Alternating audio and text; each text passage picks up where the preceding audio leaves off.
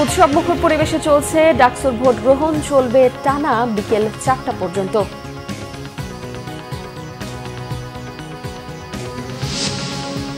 জেনজির বিক্ষোভে উত্তাল নেপাল, প্রধানমন্ত্রী কেপি শর্মার পদত্যাগ দাবি, সীমান্তে সতর্কতা জারি। ভাতিজা তামিমকে চাচার ছাড়, বিসিবি নির্বাচনে অংশ নিচ্ছেন না আকরাম খান।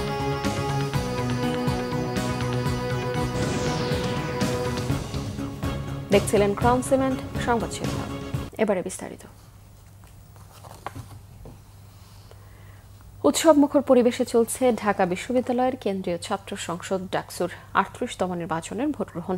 তা চলবে একটানা বিকেল 4টা পর্যন্ত। সকাল 8টা থেকে 8টি কেন্দ্রে 810টি বুথে এই ভোট গ্রহণ শুরু হয়। প্রতিটি কেন্দ্রের সামনেই ভোটারদের দীর্ঘ লাইনে দাঁড়িয়ে রয়েছেন শিক্ষার্থীরা। ভোটের পরিবেশ নিয়ে সন্তুষ্ট প্রার্থী ও ভোটাররা। এবারের নির্বাচনে মোট ভোটার 39,874 জন, যার মধ্যে ছাত্র 20,915 জন আর ছাত্রীর সংখ্যা 18,959 জন। ডাকসুর 28টি পদের জন্য প্রার্থী 471 জন, 18টি হলে 234টি পদের জন্য লড়ছেন 1035 জন। ডাকসু পাওয়াটা সৌভাগ্যের। আসলে মোটামুটি সবাই দেখি সকালবেলা চলে আসছে। আমি ভাবছি সকালে মনে হয় হলে ওরা জাস্ট আসবে, বাট এখন দিয়ে অনাবাসিক ওরাও অ্যাকচুয়ালি চলে আসছে। আমরা সবাই তাদের ইশতেহার এবং যোগ্যতা অনুসারে ভোটটা দেওয়ার চেষ্টা করব। আমাদের অভিমত অনুযায়ী আমরা ভোট দিতে এসেছি। এখন পর্যন্ত কোনো প্রেশার, কোনো সুষ্ঠুভাবেই সবকিছু হচ্ছে। শেষ পর্যন্ত কি হবে সেটা যদিও বলতে পারছি না। বাসা থেকেও খুব উৎসাহ সহকারে পাঠিয়েছে আমাকে, তো সব মিলিয়ে ভালোই লাগতেছে। ডাকসু নির্বাচন উপলক্ষে ঢাকা বিশ্ববিদ্যালয় এলাকায় রয়েছেন আমাদের বিশেষ প্রতিনিধি মুহিবুল্লাহ। মুহিব, নির্বাচনের খবর জানতে সরাসরি কথা বলছি তার সঙ্গে। মুহিব, ভোটের পরিস্থিতি কেমন দেখছেন? কনক, আমি মূলত এই মুহূর্তে রয়েছি টিএসসিতে, অর্থাৎ ছাত্র শিক্ষক মিলনায়তন যেটি রয়েছে।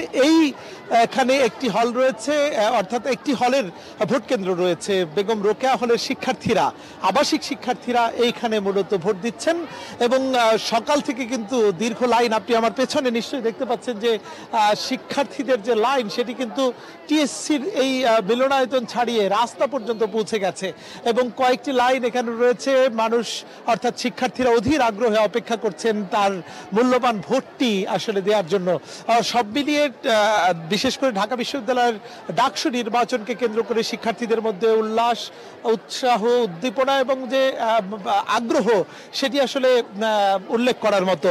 এবং সকাল থেকে ভোট গ্রহণ শুরু হওয়ার আগ থেকেই কিন্তু শিক্ষার্থীদেরকে আমরা দেখছি তারা কিন্তু প্রত্যেকটি কেন্দ্রে দীর্ঘ লাইনে দাঁড়িয়েছেন। প্রচণ্ড গরম উপেক্ষা করে তাদের এই ভোট দেওয়ার যে আগ্রহ সেটি কিন্তু নিশ্চয়ই বলার অপেক্ষা রাখে না যে এই নির্বাচন ঘিরে তাদের কতটা আগ্রহ রয়েছে। আপনাদেরকে একটি বিষয় জানাতে চাই যে এবারের নির্বাচনকে কেন্দ্র করে বিশেষ করে যারা প্রার্থী হয়েছেন, বিপুল সংখ্যক প্রার্থী, তারা কিন্তু সৌহার্দ্যপূর্ণ পরিবেশে তারা প্রচারণা শেষ করেছেন এবং গতকাল ছিল প্রচারণার, অর্থাৎ সারাদিন কোনো প্রচারণা চলেনি, তার আগের দিন শেষ হয়েছিল প্রচারণা এবং আজকে প্রার্থীরা কিন্তু এক কেন্দ্র থেকে আরেক কেন্দ্রে চষে বেড়াচ্ছেন এবং প্রত্যেকেই কিন্তু জয়ের ব্যাপারে আশাবাদী। আমি কিন্তু একটু টিএসসির যে ভোট কেন্দ্রের যে বিন্যাস সেটি একটু দেখাতে চাই আপনাকে, যে এখানে রোকেয়া হলের শিক্ষার্থীরা কিন্তু এখানে ভোট দিচ্ছেন এবং কোন টেবিলে কত থেকে কত সিরিয়াল পর্যন্ত ভোট দিবেন সেটি কিন্তু এখানে উল্লেখ রয়েছে। তো সব মিলিয়ে কিন্তু পুরো ঢাকা বিশ্ববিদ্যালয়ের নির্বাচনকে কেন্দ্র করে কিন্তু নিশ্ছিদ্র নিরাপত্তা জোরদার করা হয়েছে এবং এখানে কিন্তু বহিরাগতদের প্রবেশে নিষেধাজ্ঞা রয়েছে। একই সঙ্গে এখানে সাদা পোশাকে যারা আইন শৃঙ্খলা বাহিনী যেমন রয়েছে বিশ্ববিদ্যালয়ের প্রক্টোরিয়াল টিম এবং বিএনসিসির বিপুল সংখ্যক সদস্য, তারা কিন্তু এখানে দায়িত্ব পালন করছে। তো এই ছিল কনক আমার কাছে ডাকসু নির্বাচনের সার্বিক পরিস্থিতির তথ্য। মুহিব, আপনাকে ধন্যবাদ।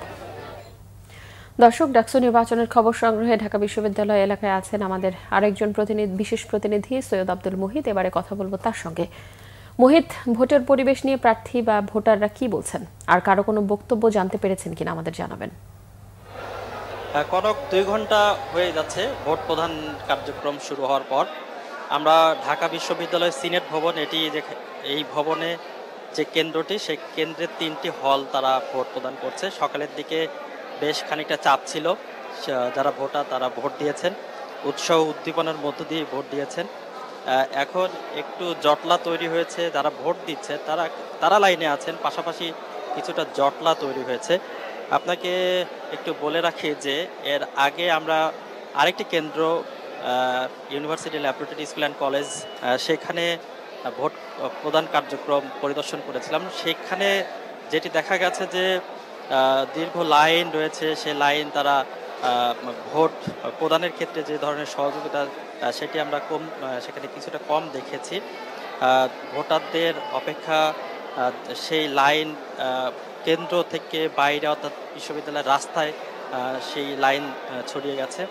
সব মিলিয়ে গণমাধ্যমের সঙ্গেও দুর্ব্যবহার করা হয়েছে। আপনাকে একটু বলে রাখি যে নির্বাচন কমিশন অর্থাৎ চিফ নির্বাচন কর্মকর্তার যে তার ভাষ্যমতে যে কেন্দ্রগুলোর বাইরে অর্থাৎ বুথের বাইরে যেখানে ভোট প্রদান করা হয় সেই রুমের বাইরে সাংবাদিকরা বা গণমাধ্যম যেতে পারবে, কিন্তু ল্যাবরেটরি স্কুল অ্যান্ড কলেজের যিনি দায়িত্বে আছেন তিনি গণমাধ্যমের সঙ্গে দুর্ব্যবহার করেছেন, ভোট কেন্দ্র থেকে সাংবাদিকদের বের করে দিয়েছেন।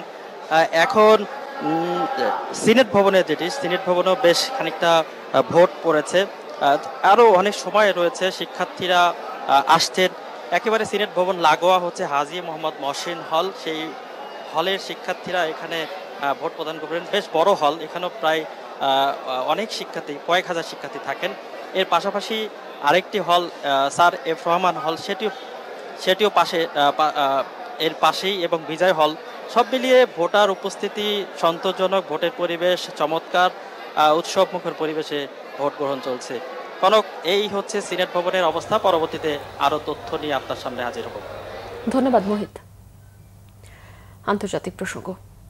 নেপালে দুর্নীতি এবং সোশ্যাল মিডিয়ায় সরকারি বিধিনিষেধের বিরুদ্ধে জেনজির বিক্ষোভে স্বরাষ্ট্রমন্ত্রী রমেশ লেখকের পদত্যাগের পর প্রধানমন্ত্রী কেপি শর্মা ওলির পদত্যাগেরও দাবি তুলেছে দেশটির বিরোধী দল রাষ্ট্রীয় তদন্ত পার্টি আরএসপি।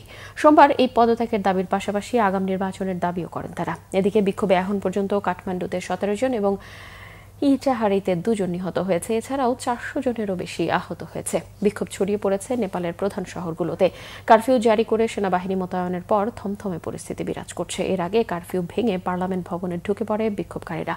আইনশৃঙ্খলা বাহিনী ও বিক্ষোভকারীদের মধ্যে পাল্টাপাল্টি হামলা হয়। এর মধ্যে ভারত নেপাল সীমান্তে সতর্কতা জারি করেছে ভারতের সীমান্তরক্ষী বাহিনী। ভাতিজা তামিম ইকবালকে ছাড় দিতেই এবার বিসিবির নির্বাচনে অংশ নিচ্ছেন না আকরাম খান। তিনি বলেন, এক পরিবার থেকে 2 জনের প্রার্থী হওয়া বেমানান বলেই তার এই সিদ্ধান্ত। নির্বাচনকে ঘিরে তামিম বুলবুলকে নিয়ে যে ধরনের নেতিবাচক কথা হচ্ছে তা গ্রহণযোগ্য নয় বলেও মন্তব্য করেন তিনি। যদিও নির্বাচন নিয়ে বর্তমান সভাপতি কোনো কথা বলতে রাজি নন। যেহেতু আপনি জানেন যে আপনার ফ্যামিলির আরেকটা মেম্বার ও পার্টিসিপেট করছে, তো আমার মনে হয় যে ক্রিকেট বোর্ডে মানে দুইটা ফ্যামিলি থেকে 2টা লোক থাকাটা এটা আমার কাছে পছন্দ না। এবং আমি যেহেতু ও তো আমার ছোট, আমার ছেলের মতো, ও আমার কোলে, ওকে আমি নিয়েছি, তো এই জন্য আমি এটা এখানে সরে আসছি আর কি, যে এটা ডাজেন্ট লুক গুড যে আপনার 2 জন থাকা প্লাস একজন চিফ থাকবে, বয়সেরও তো একটা ব্যাপার আছে। সব কিছু মিলে আমি সিদ্ধান্ত নিয়েছি যে আমি আপনার ইলেকশন করব না। আপনার এখানে একটা জিনিস, আপনার বর্তমানে যেই আসুক, এটা তামিম বলে বা বুলবুল বলে যেই আসুক, তারা আমার একজন রিলেটিভ, একজন কলিগ। বাংলাদেশের ক্রিকেটের জন্য ভালো হয় সেই জিনিসটা চাই। এবং সবচেয়ে বেশি ইম্পর্টেন্ট যে জিনিসটা হয়েছে যে আপনার সম্মান। এখন যেটা দেখা যাচ্ছে যে আপনার স্বার্থের জন্য কিন্তু অন্যকে অনেক অসম্মানিত করা হচ্ছে, তো এই জিনিসটা আসলে মানে সহ্য করার মতো না। কারণ আমাদের ব্যাকগ্রাউন্ড হলো ক্রিকেট ছাড়া আমি ব্যবসায়িক দিক দিয়েও এখানে আসি নাই, বা কোনো পলিটিক্স হিসাবেও কিন্তু আমি আসি নাই। সো আমাদের ক্রিকেট নিয়ে যদি কোনো ধরনের ইনসাল্টিং হয় সেটা সহ্য করার মতো না। দর্শক, এই ছিল এখনকার মতো। পরের সংবাদ সকাল 11টায়। এতক্ষণ সাথে থাকায় ধন্যবাদ।